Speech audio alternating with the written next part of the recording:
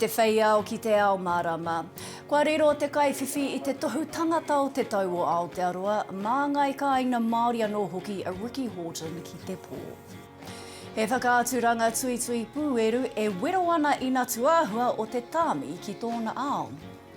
Ai, whakakao atu te hunga pahū whei Te Tai Tokerau i ngā rā whakanā ki te whakataetae tuatahi o Tohunga Manu.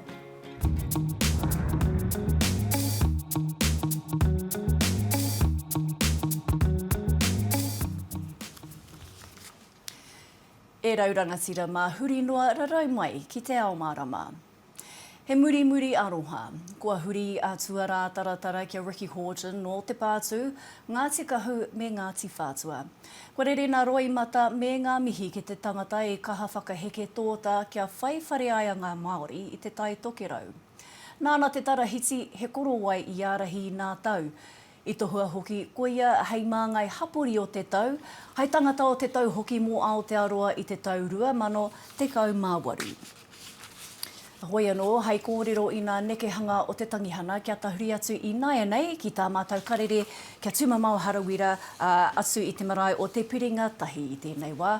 A tūmamau i mōhio whānuitia Ricky Houghton mo te whakawhare i te hunga kimi whare i te Tai Tokerau i tāmaki anō hoki, ne? Tika tonu tāu e peata ko ia me ki tetahi o ngā pautoko manawa o ngā take whare ki roto i te ao Māori. E hia kēnei whānau, e hia kēnei tāngata i āwhina tia e ia kia whakaruru hau rātau ki roto i te Tai Tokerau. Ki te hoki whakamuri te titiro kia te kautau ki muri. Ara, ko te pautuarongo te tāhu o tōna whare ko he korowai. Te tahi tarahiti nāna tonu i whakatū i runga anō i te horoku kūona. Kei tā mate haere ngā tai tamariki o muri whenua e te kāinga kore, e te whare mā turuturu, e te whare pā karukaru. Nāna anō hoki tētahi ho tērā i hoko ki roto o muri whenua ki Kaitaia. Nāna anō hoki tana whare i mō ke te hia. E tāi ai e ia te hoko i tēnā hōtera. Nā wai, i whakaturia tērā whare hei kāinga mo te hunga i whakahokia mai ki roto o tāme, ki roto o muri whenua. Ko ngā tohu pau ko hure i kōrero nā koe e peata, te kaimahi hapori o te tau. Ko ia tetahi o ngā tino pautoko manawa o enei tumomotake, kaua ki muri whenua noi hone engari putakatoa i te motu. Nō reira, tūmamau, he hana whakaritenga mo te tangihanga?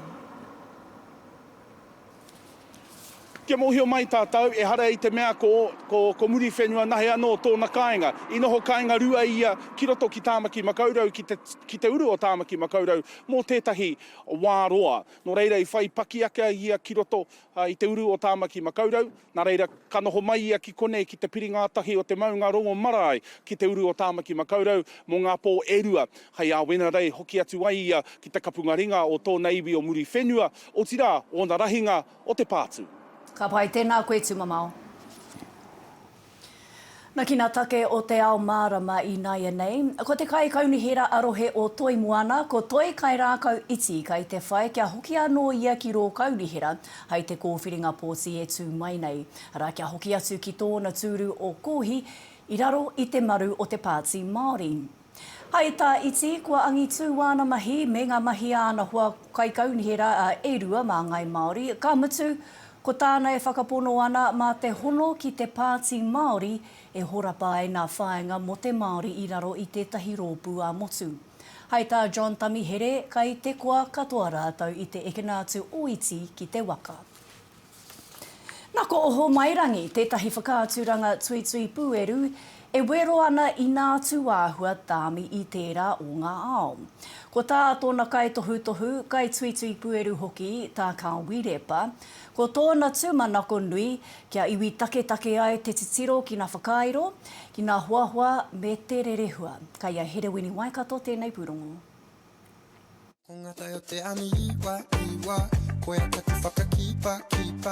He aha tēnei mea, te rerehua, ko I rā te ngako o tēnei pō kākahu hoahua nei. We have been too far colonised in the fashion and beauty industry, and people don't recognise that so much as beauty being a colonised thing. Ko Ko te tūmana ko oho mai rangi, Matariki Art and Fashion, he wete I ngā whakaaro e tāmi nei I ngā iwi taketake, arā kei te mana taketake o te tangata tōna rerehua. The fashion industry is mostly led out by European fashion houses. Māori and other Indigenous people aren't able to express themselves in the same way, or their work might not be seen as serious as theirs, where we're put into a box of an Indigenous creative, almost a tokenism. The fashion industry has been toxic like that, but we're really glad to come here tonight to express who we are as tangata whenua. Ko te ātāhua era tūmomo āhuatanga o roto I te tangata I puta mai I tēnei o ngā pōi, ki te ahau I te mahitahi, I te aroha, me te tiaki era tūmomo āhuatanga. Te kaumāwhātau te pakeke o Te Ao Edmonds, ko mōhiotia whānui tia ia ki runga I ngā pai pāpuri mō ana mahi whakangau poaka. He oi te pō nei I whai wāhi kē rāua ko tana teina a Danielle ki ngā pūeru pia tātā. Kia ahau I rawe, hengari ahua a mai ahau. Perangi ahau ki te tutuki aku ota me te mahinga mea modelling. Hika ka te ngākau ki te kite I ngā tangata e tautoko ana, me te kuini o Rarotonga. Well, I'm proud, Ariki, to be here amongst my people and, to witness such a beautiful, special occasion. Torirau ngā kai mātakitaki I tae atu ki te tautoko I te kaupapa, ātoko whitu ngā kai whatu kākahu I whai wāhi atu. Whā te kau te maha o ngā hunga mau kākahu, waru te koutou te pakeke o tētahi. The beauty of Te Aroa is our manaakitanga and our whanaungatanga. The way we love each other and we're a whānau community and it's been expressed in our tourism and that's what we're world famous for and that's what we'll continue to do from now until forever. A tērā tau ka haere a Kyle me ētahi kai whatu kākahu Māori ki Ūropi. He roni Waikato, Te Ao Mārama. Kai tuake tonu ka whai wāhi atu tētahi kāhui rangatahi Māori ki te torotoro atu I ngā huatanga o te whare pāremata.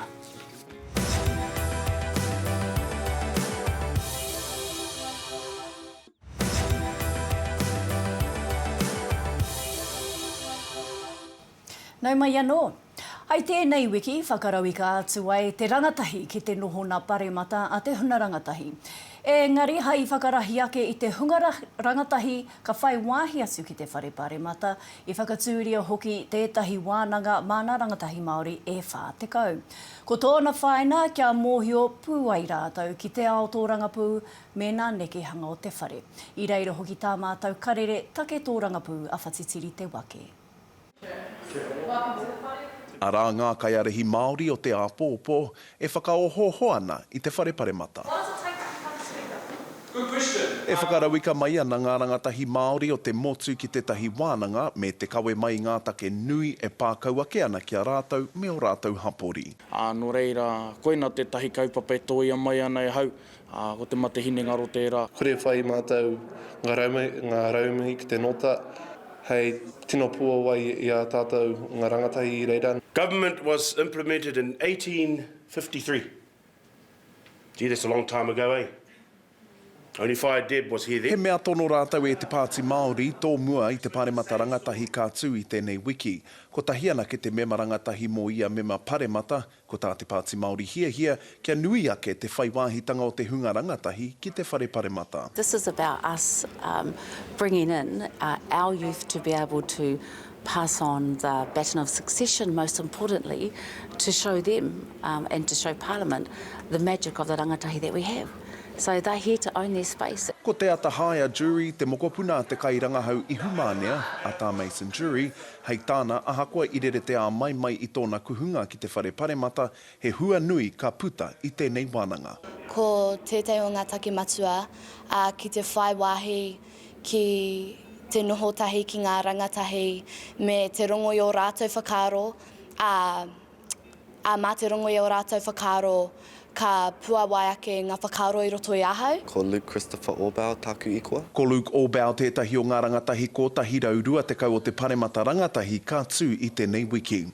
E ngā kau reka ana ia i te wānanga nei kia māro ake ai tana tuku i ngā kaupapa nui ki te nohonga o te paremata hunga rangatahi. I have an opportunity to speak for my whānau, for my iwi, and I'm not taking that lightly. I'm seeing like more and more rangatahi actually standing up for what they believe in, you know, like climate change, land back, for healthcare rights, you know, all of this kind of stuff. Ko te hunga rangatahi e hikaka ana kia whakamahi i e nei wheako kia e ke atua i o rātou hapori ki tua o angitu. Whatitiri te wake, Te Ao Mārama. He kaupapa hou e tairanga noa i te rautaki ma te korona a Aotearoa, kai te arahina e te Pora Thompson, kai Ricky Houghton. E whakarite ana ia mō nā uruta o te anamata. Nā te rōpū, he pūtai ao he Tangata, me te wharewānanga o tākau e nei rangahau e whakahaerehi ana. Ko tā te pora, i roto i nā tau e rua, he nui nā āputa kua ki te ake i waina i nā pūkina pūtai ao, kia tika e te anga whakamua o e nei rangahau.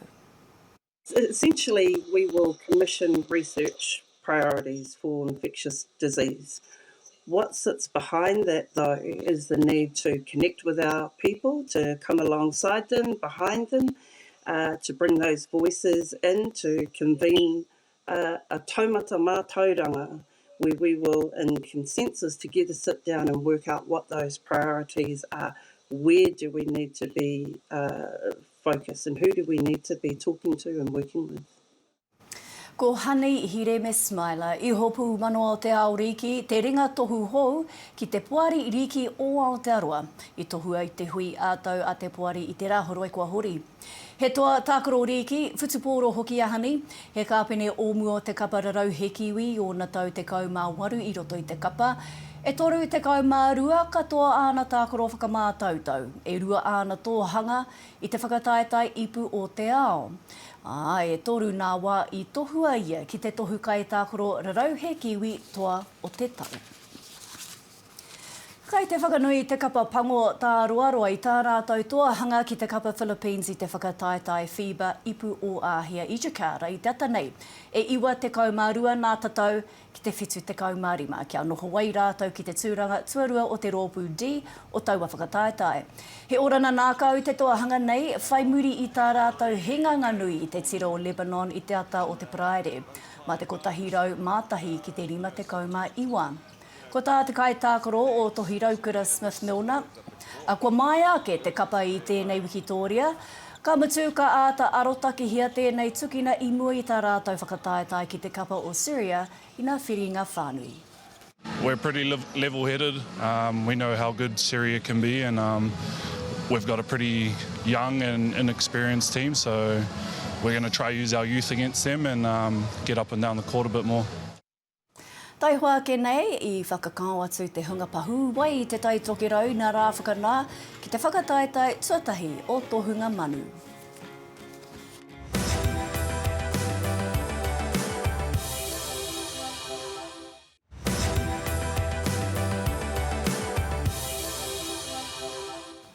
Hoki mai anō. He taupānga hou nā te hiku media, kua hangaia hai awhi te tangata kia tika ai tōna whakahua I ngā kupu Māori.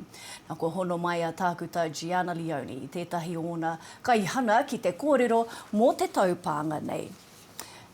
Tākuta Gianna, nau mai ki te hōtaka. Kia ora rau atu.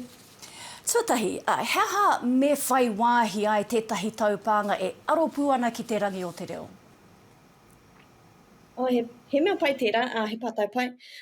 Ko tētahi mea uaua mo te hunga I akwana I te reo Māori, kei he te whakahua I te reo Māori, kei whakawāngia e ētahi atu, kei whakahōha, kei whakaparanga rānei I ngā tangata nō reira, I Aotearoa, mātou tētahi I Aotearoa, e mātou tētahi taupānga, kia tautoko I a tātou e whakamāna ki te kōrero I te reo Māori, hei whakaharatau, hei whakapakari I te whakahua tika I te reo Māori ki tētahi wahi haumaru. E hono hoki ana ki te kōrero a te wharehuia nōroi, ara whakahokia te reo mai te mata o te pene, i te mata o te ariro, mō reira he momo wero tērā. Mo etahi o mātou e ngākau nui ana ki te tuhi, ki te pānui hoki i te reo Māori, kia whakahua tika hoki i te reo Māori. Nō reira, mā wai tēnei taupānga, mā te hunga a kāre ōna reo, te hunga tauhau ki te reo rānei, a wai rānei? Ai, tika tau. Ko rātou e timata ki te ako, tētahi hunga nui mō tēnei taupānga. Engari, he whaihua mā tātou katoa. Nō reira, koe nei te tauira tuatahi, ne mo tētahi taupānga e arowana ki te reo, i roto hoki i te reo Māori. Tēnā whakamārama mai i tēnei āhua o te taupānga, te taha ki te taha māti. Hea hoki nā wero?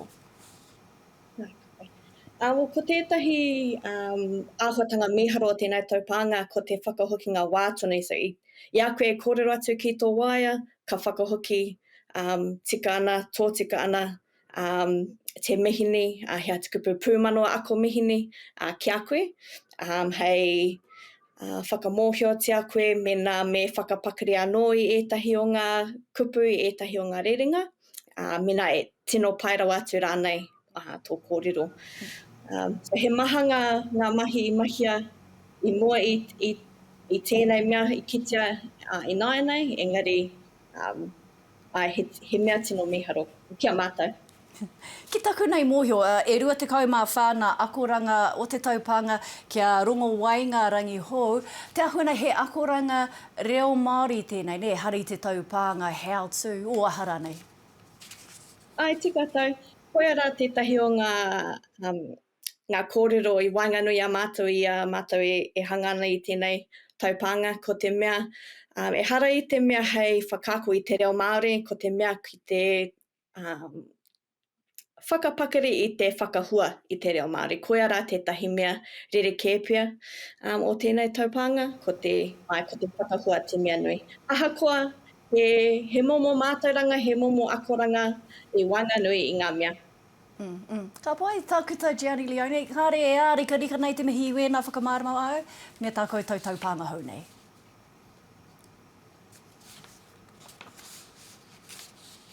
Nā kina matapai huarere i nei, me te aha he rangi māku huri noa. Ki te nota, he ua, he whaititiri te kōrero, ka timata te marangai ki tāmaki makaurau, hai te ahiahi, ka mārire haere te hau waho ki rotorua, ka rere taitai nā kapua ki te taha rāwhiti o te motu, ko pata te ua hai te ahiahi ki nā motu, kia tūpato ki reira i te patapata i āwha me te whaititiri. He hau weri nei te āhua ka papuhi mai te nota ki te taone matua, kaha te karawhi o te ua ki whakatū, ke ao ki o tautahi, he hau titi pārira hoki ka papuhi ki ngā wāhi mārake, ka kaha heke te marangai ki tāhuna hai te ata, wai hopai ka mārire haere te ua ki reira. Nā, i whakakao atu te hunga pahū wai i te Tai Tokerau, i ngā rā whakanā ki te whakataetae tuatahi o Tohunga Manu, ara te Manu Masters, tētahi o nā kaupapa whakamutunga o tā rātou tai openga matariki. Konei atu i te toru te kau nā gai whakataetae i ruku atu ki nā wai makariri nei i koro rāreka, mō te taitara toa tuatahi o te whakataetae me ngā pūtea kotahi mano tāra. Kai atu mamau harawira te roa nāke. I te anu o takurua, he whakataetae te mahi. Hara mai au ki te ako ngā tauira me pehe te pom nei. Ko te Manu Masters tuatahi he kaupapa i whakarahi ake i te hari me te koa, me te hiahia o ngā iwi o kororāreka, kia hoki mai te tangata ki raro i tērā wairua. Who to blame? You can blame Anton at the Duke of Marlborough. The boys there were really keen to see a Manu Masters happen. They've been talking about it for years. The annual Birdman happens here every July normally, but it hasn't been able to happen for a couple of years due to COVID. He o iano, e hara i te mea he mahi hea noiho, tēnei whakataetae. They were judging on style, you know, sort of obviously, you know, sort of like how you're approaching it, the splash, it's all about the height, and spirit, wairua. Nō reira, he ha te taira, i riro ai te tangata, te taitara tuatahi. Just the number one, fat one, big one. Trying to do the biggest one. There's the old coffin, the staple, the gorilla. A lot of these young fellas just call it manu these days, but it's actually the ultimate technique is the Buddha. It's a peaceful praying technique. Haven't really manued in a while. Our older brothers, we don't really bomb in winter. Usually we're inside, warm. Summertime's the manu time. I whakawhiwhia a māka wātene o Moirewa te Taitara Manu Masters tuatahi. Ai kore ka hore ka hoki ia me ngā Manu Masters hei te tau e tū mai nei. Tumo mao harawira, Te Ao Mārama.